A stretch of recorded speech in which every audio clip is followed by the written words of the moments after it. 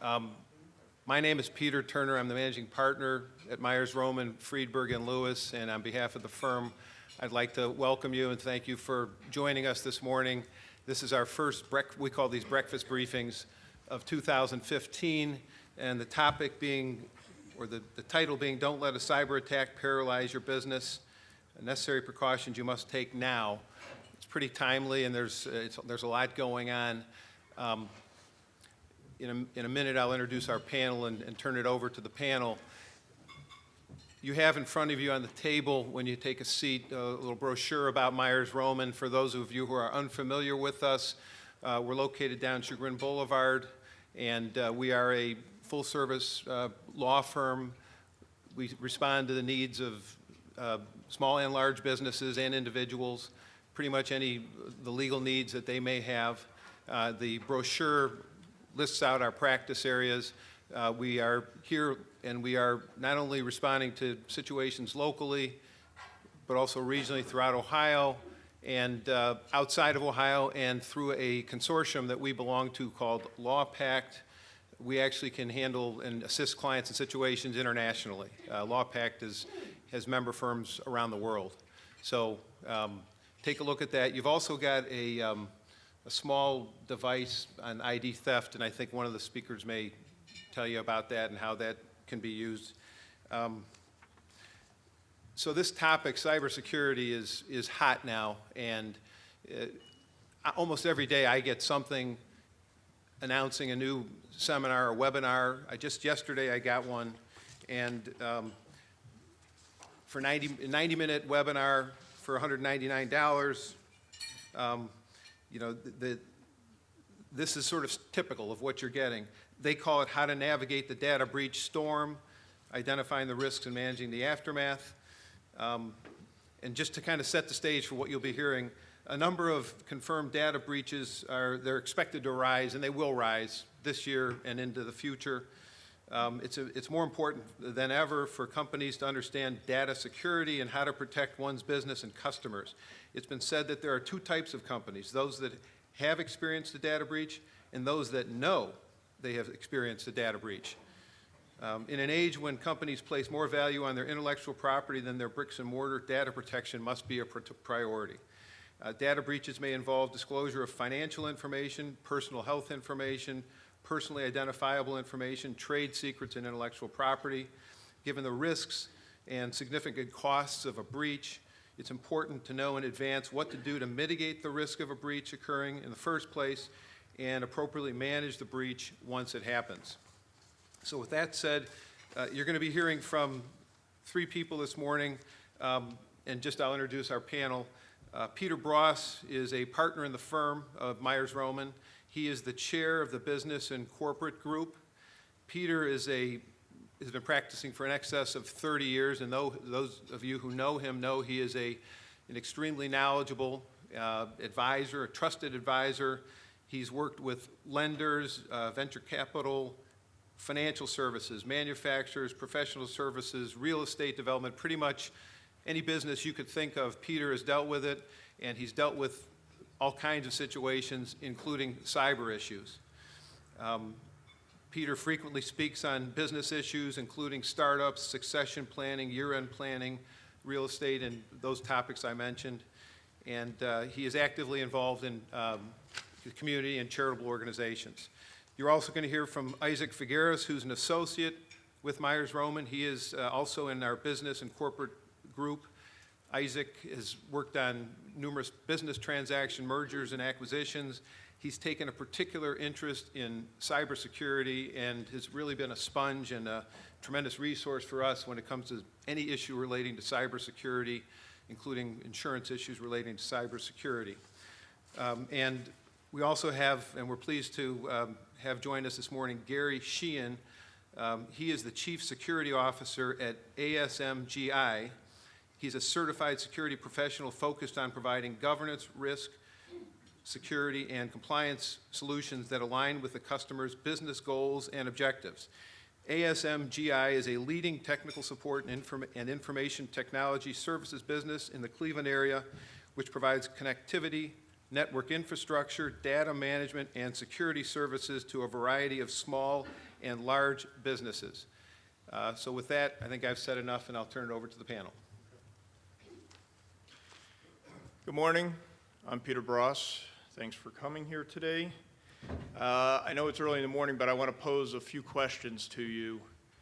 Do you think that your business or your client's business, your vendor's business is a target for a hacker? I'm going to use hacker in a very general term. Are you thinking maybe no, because I'm too small? It's only Target and JP Morgan that has to be concerned about those issues. What do you do if your business is hacked, or there's a cyber thief that's holding your data system hostage for ransom and your business is shut down? What are the consequences to your business if it's shut down for an hour, 10 hours, a day, 3 days, or longer because someone has hacked into your system? Do you know what to do if you've been hacked?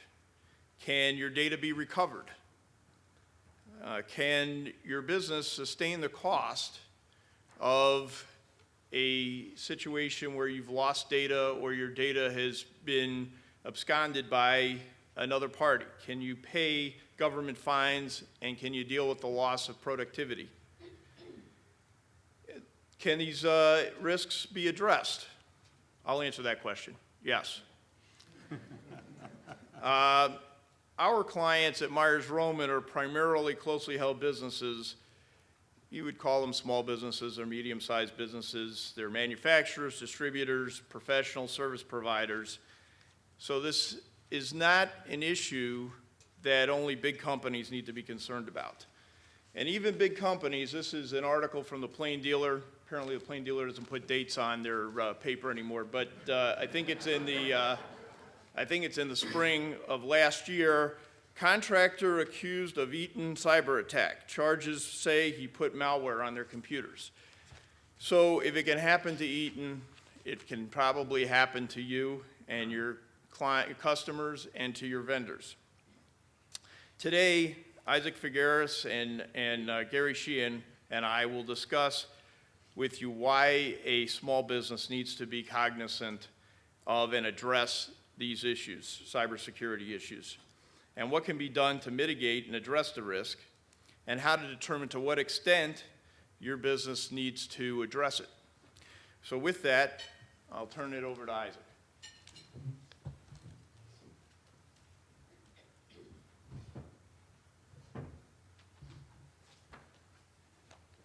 Good morning, everyone.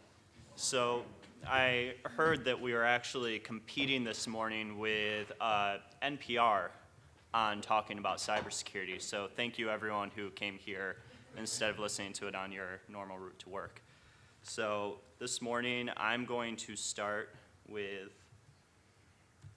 going through. This is the information for all of us in case anyone would like to email us after. You can also get the information at the end of the slideshow. But let's talk a little bit about why this is important.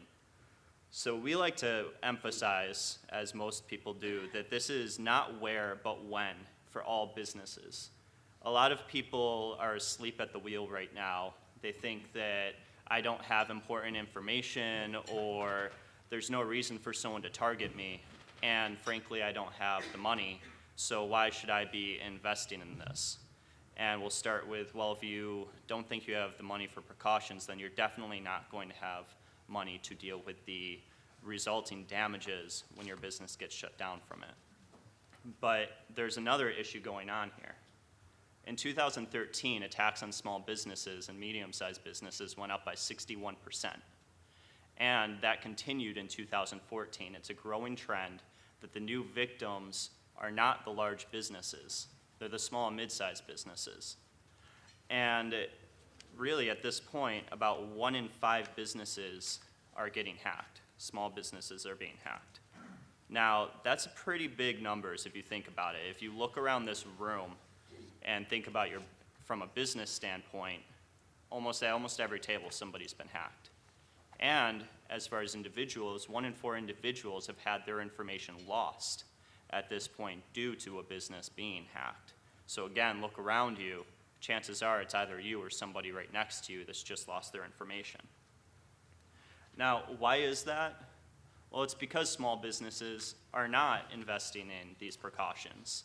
So for a hacker, you can either try to go after one of the major corporations, spend a lot of time breaking into their system, hopefully getting the information you want, or you can go after small businesses, take all of the information they have, put everything up for sale, and get what you can, because at this point it's considered low-hanging fruit.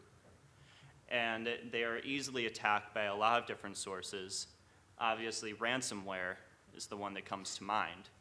Now that, if anyone has seen the recent episode of The Good Wife, where one of the partners at the law firm on the show opens up an email, and all of a sudden every computer in the entire law firm gets a message that says, pay me $500, or I'm not releasing what you have. Well, that is actually happening, and small businesses are the ones it's happening to the most. And I've heard stories about small businesses that cannot recover from it unless they pay. And this is a big issue for big businesses too, because the small businesses and the mid-sized businesses, they're your vendors. Peter mentioned what happened with Eaton Corp about a year ago. Well, that's exactly why you need to be considering this.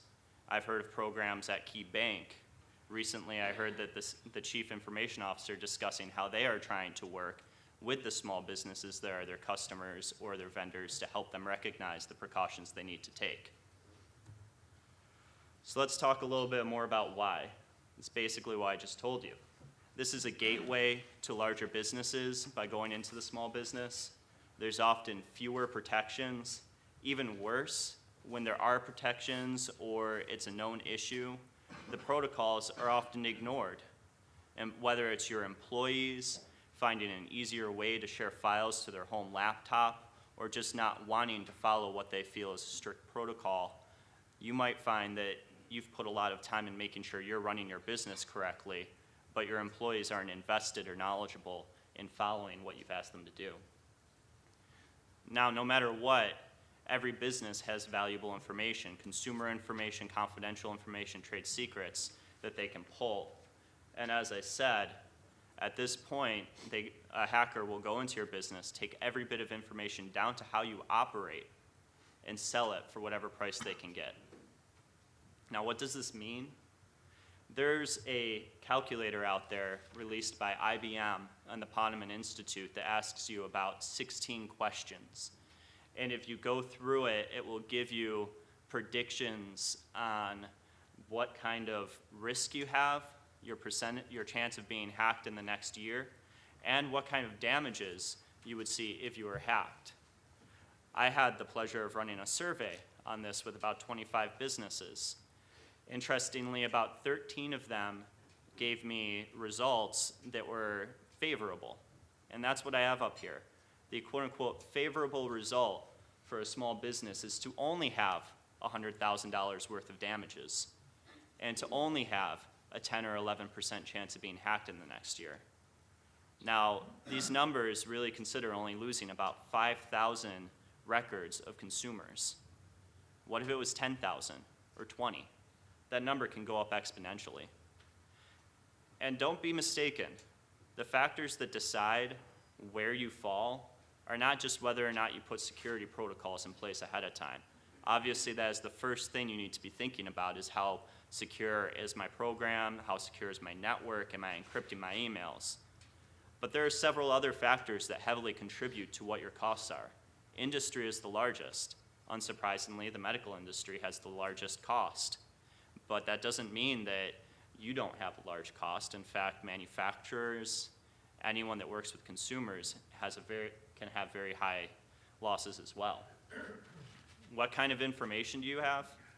I've noticed a lot of programs and a lot of people focus on loss of consumer records.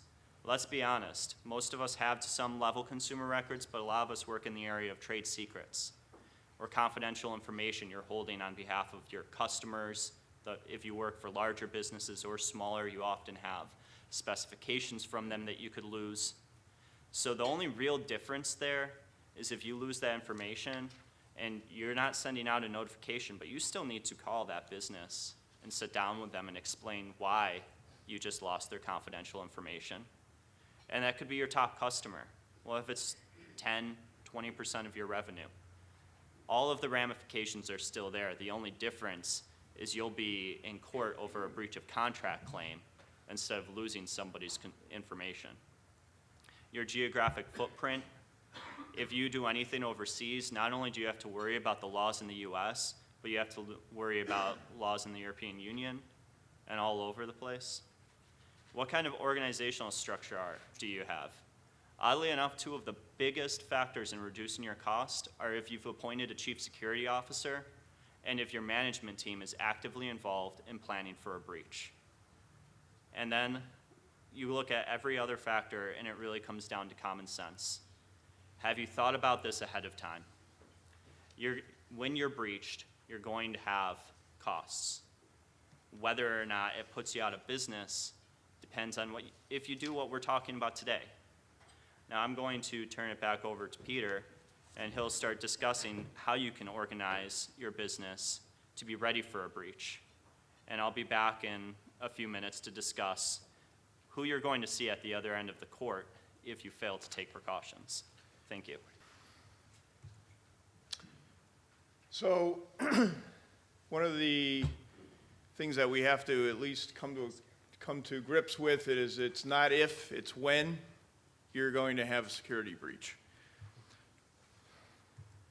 So the issue then is, how do we start and what do we do? So what we recommend is that you have a cybersecurity plan. And this should be part of your business's catastrophe plan overall. So the plan has three parts to it: prevention, detection, response, and recovery. So what's entailed? Well, first let's start with the issue of prevention. And as we've, I think, generally have told you today, it may be a bit of a misnomer because there's no way of totally preventing a security breach. So it's more of risk mitigation. And how do we reduce the risk and make it harder for the breach? So the first step is to have a cyber audit. And the cyber audit is really to figure out to what extent your business is exposed and to what extent of security do you need. And this will vary from business to business. So there's two pieces of it. The first is the technology piece, which Gary will talk about a little later. And then there's the non-technology piece, which I'm going to talk about right now. So when we consider the first issue, which is prevention, we have to consider where are our risks and threats. So in this diagram, you'll see you can start at home with your business and your employees, and you can go downstream to your vendors, contractors, subcontractors, and then we can go upstream to customers. And so when we look at this, we have to look at not only what our responsibility is, meaning the business's responsibility to its customers, but what are our vendors and others' responsibilities to us. So the first issue to really look at is workplace policies and employee policies. So why would we start there? Well, employees are really the weak link in any business when it comes to cybersecurity. Generally, the workplace policies will deal with facility security. Who has access to the servers? Who has access to different parts of your manufacturer, to different parts of your business? Identification badges. Who has access to information that's stored? Is it password protected? Do your employees use passwords? Do we have encryption?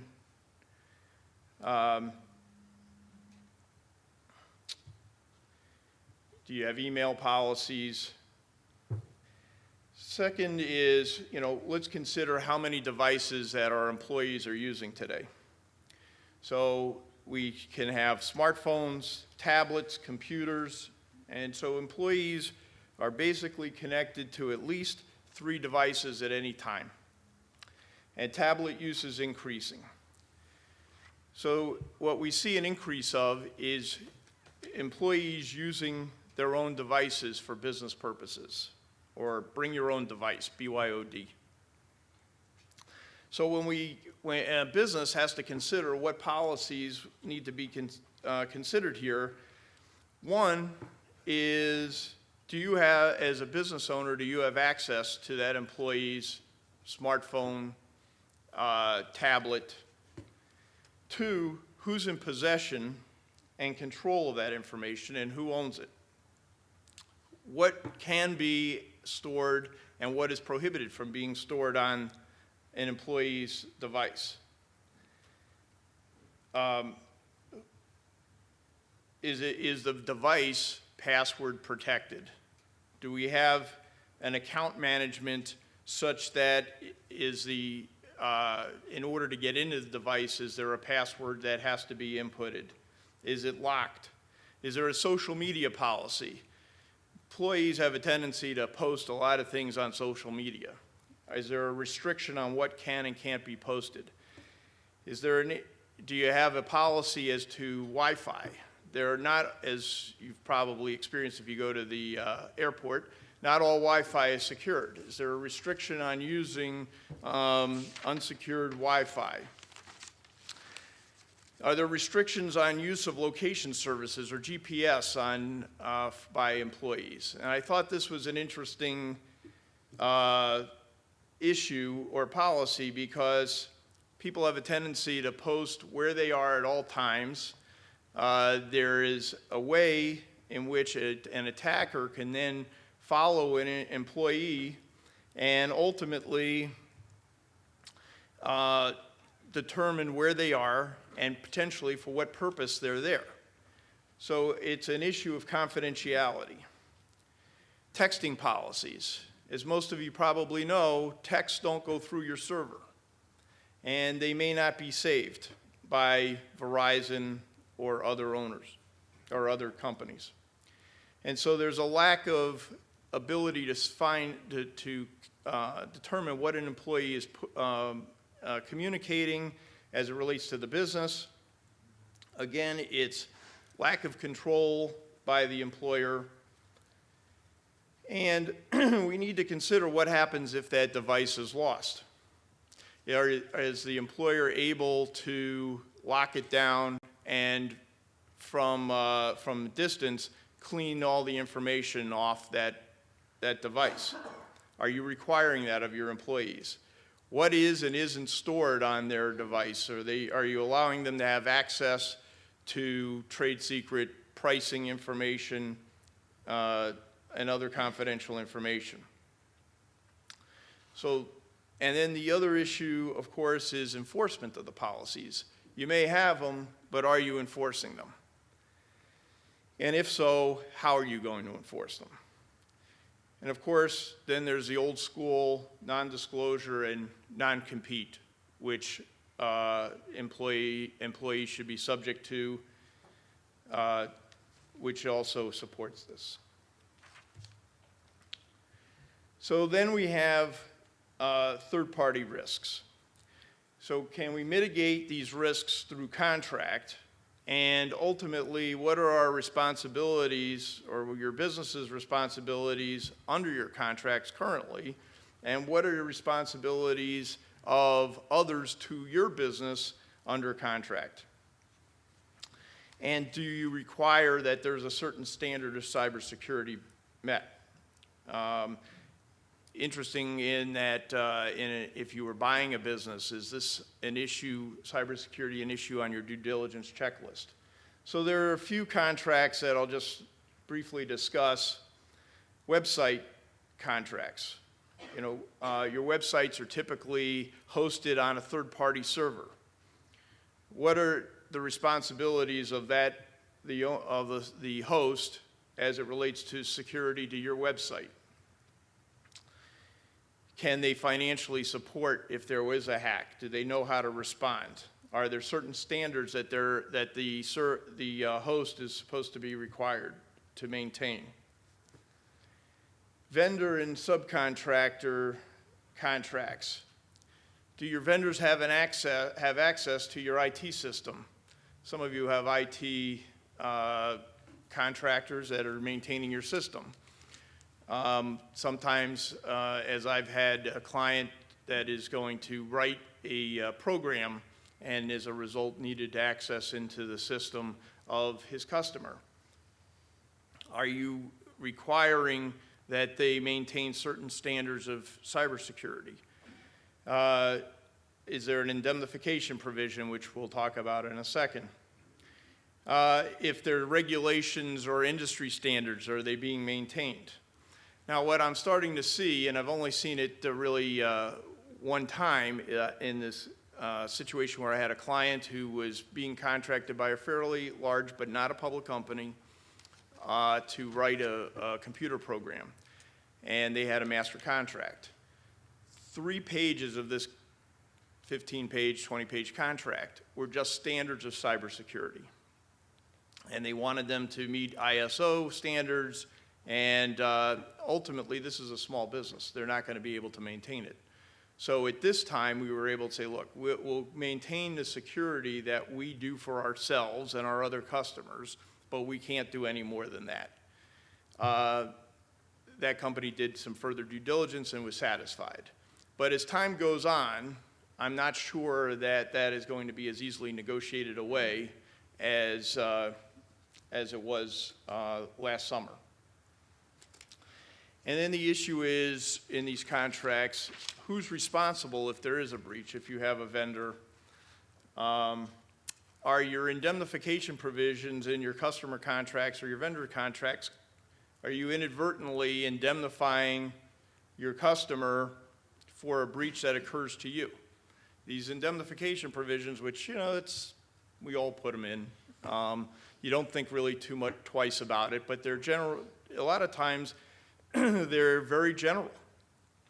And it can be an act or omission, or it can be negligence, or it could be a result of just the fact that a third party you have caused damage to them. So you inadvertently may be responsible for a cyber breach to a customer that may have come through you, or you had put a virus or malware on their system inadvertently.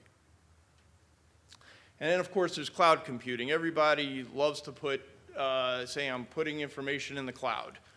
But what is the cloud? The cloud are third-party servers.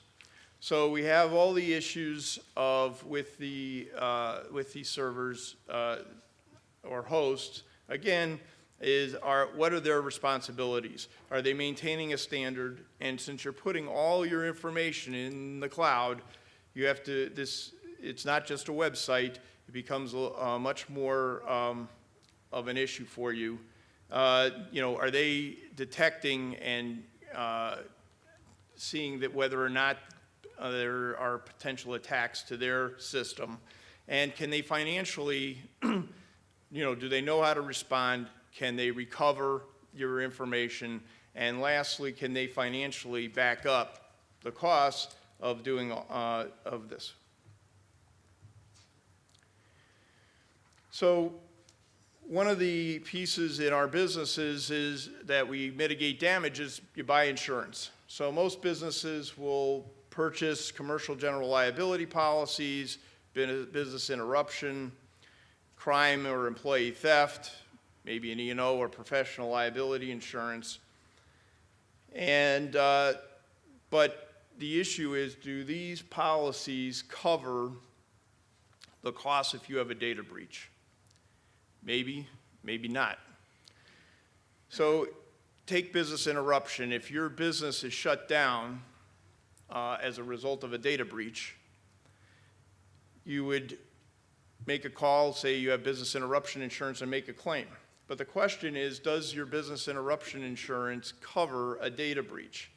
Interestingly enough, a number of business interruption coverage only covers interruption as a result of a casualty, fire, earthquake, flood, that type of thing. A non-hazard, cybersecurity, which requires your business to shut down, may not be covered. So does a commercial general liability policy cover data breach? Well, it may or may not, but the issue has been litigated a couple of times on under the issue of personal injury, believe it or not, and whether a number of policies indicate there's a personal injury where there is an oral or written publication, and the issue is publication, in any manner that violates a person's right of privacy.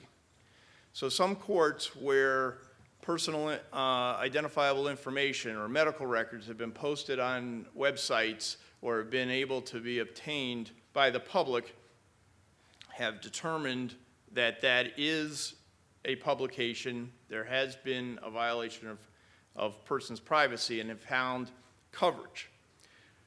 But you can't put all your balls in that court. So there is a product, cyber insurance policy or endorsements, and the question is, what does it cover? So generally, they'll cover third-party claims arising from a hack or a theft of information, destruction of data, cover investigation costs to assess the attacks, costs of response, notices, monitoring of the business, business interruption, regulatory actions that result from the security breach, and potentially physical damage to the computers, the hardware, and the software system.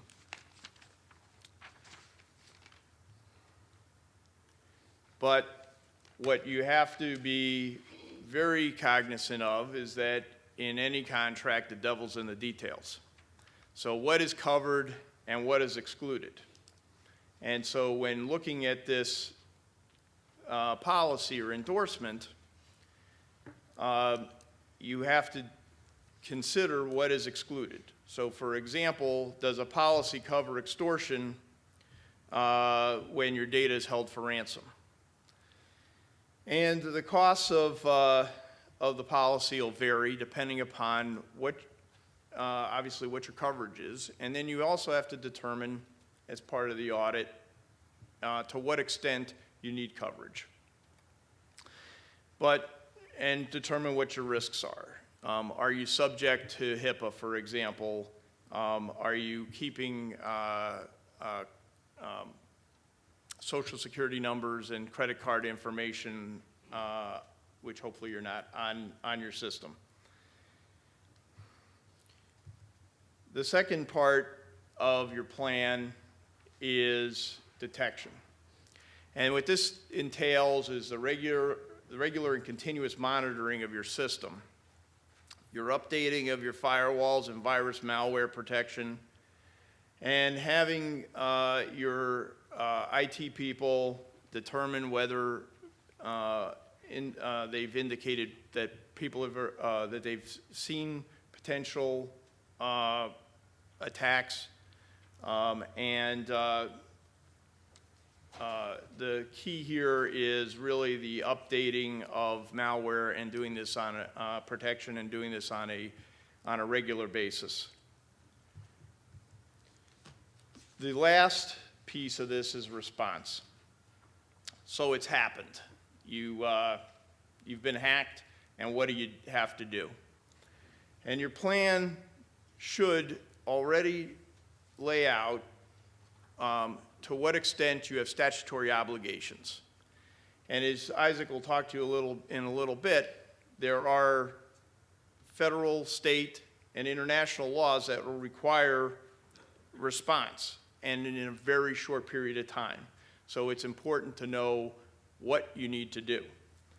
You should be identifying people in your business and have a team so that so that when it's time to respond, these are the individuals that will know who to call and what to do. Now, we've had clients say to us, well, it's just me. But that's when you put your outside team together. You put your IT person, and as you'll see, and other professionals that you can call upon that will be able to respond. And one piece in the response is crisis communication.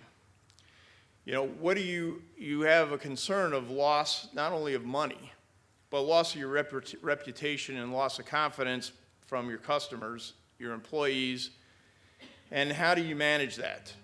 And what kind of information, or how do you want to project yourself to the public in response to these situations?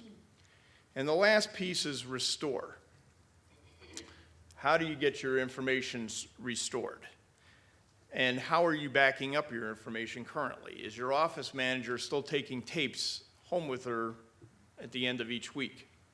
If that office manager doesn't show up voluntarily or involuntarily one day, you have no ability to get your information back. So it's, that is how you're storing, what you're storing and how you're storing is very important. I appreciate your attention. Isaac will now tell you about your legal requirements.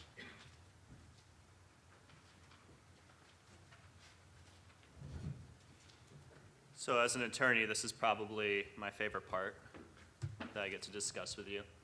So you've been breached. You've had an employee do something negligent. You've had a malicious attack, or my personal favorite, you have an antiquated system that glitched and it made information vulnerable.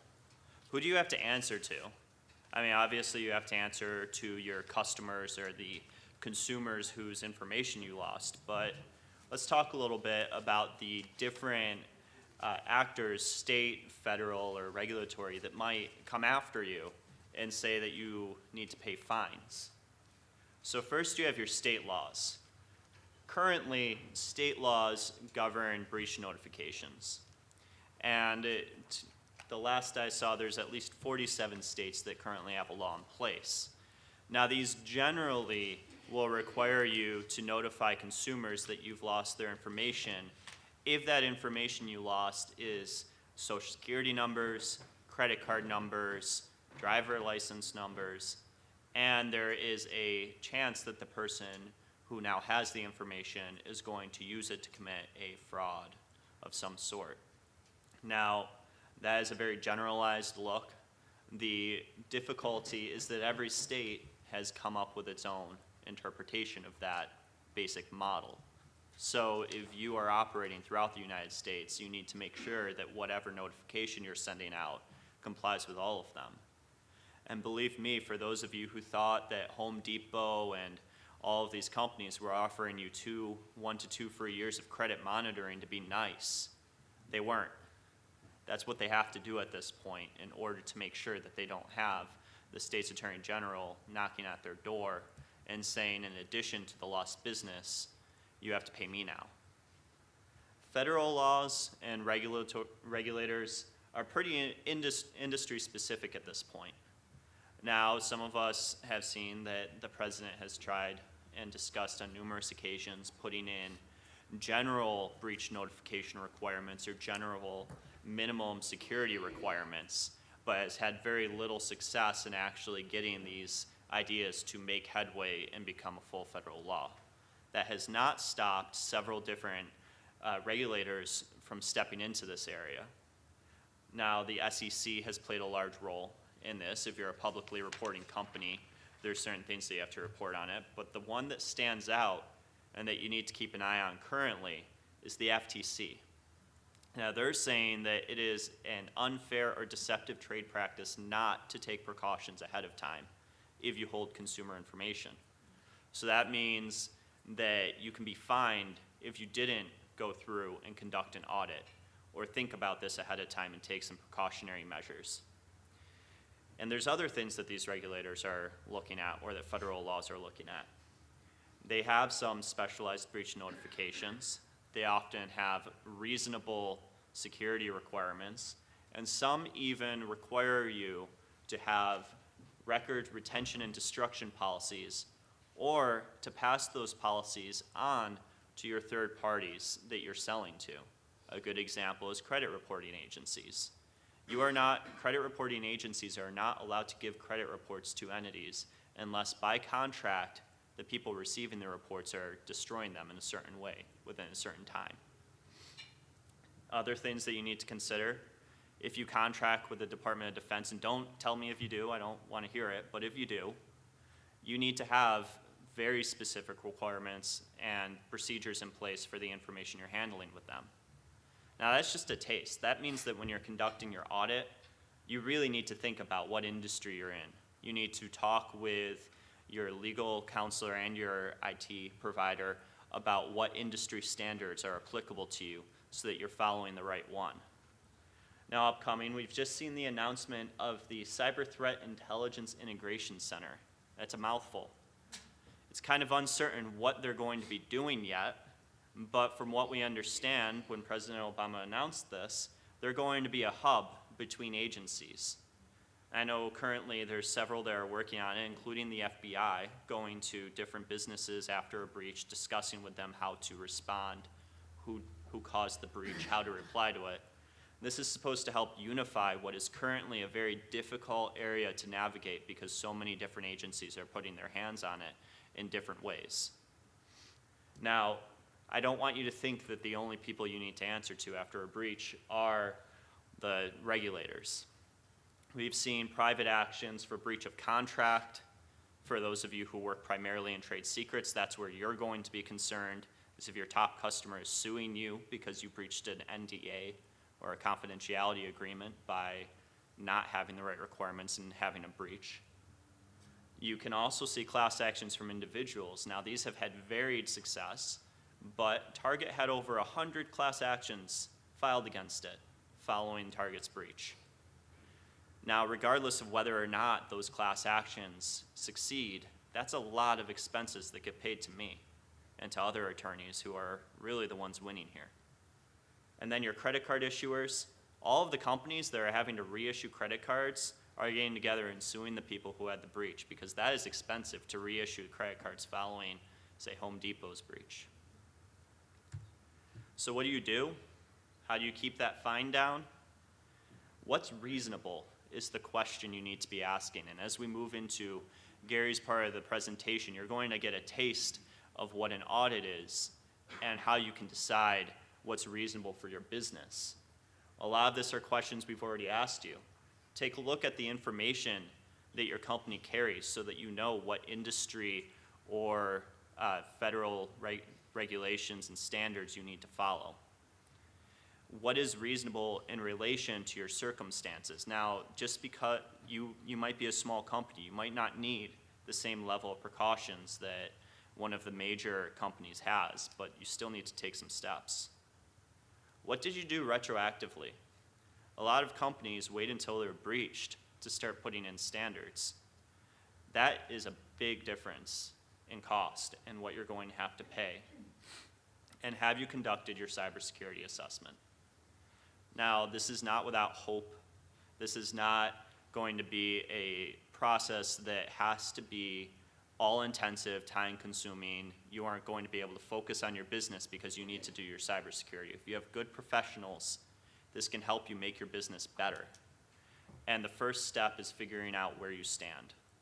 Now, I always like to mention how the FTC actually thinks about this because they're the ones who are kind enough to tell us what they're looking at when the business has been breached and they're deciding what kind of fine they want to go after them for. This is a constant process. If you did this 5 years ago and you say, oh, I'm good, I did this a couple years ago, I'm all set, you're in trouble because this is changing so quickly that you need to be addressing this at least yearly, often twice a year or more. Again, your procedure needs to be reasonable in relation to your circumstances. If you have 3 people in your company, we can work with that. We can give you standards that you can follow. If you have 100 people or more, again, we can work with that. You just need to know what works for you. And just because you've been breached does not mean you failed. It's going to happen. But the fact that you haven't been breached yet doesn't mean you're succeeding. In fact, it might just mean, like I said earlier, you're asleep at the wheel. Now, the National Institute of Standards and Technology released a booklet that kind of described the process you should have in place, which is what Peter and what Gary will say going forward has several components. Identify where you stand and what kind of information you have. Protect it, detect your breach, respond to your breach, and recover. You're going to see those words on almost every slide for the rest of this show. I hope that that reminds you what you need to be doing going forward. And with that, I'm going to turn it over to Gary, who will walk through the first step, identifying and protecting, and give you a taste of what a real cybersecurity audit will be. Thank you.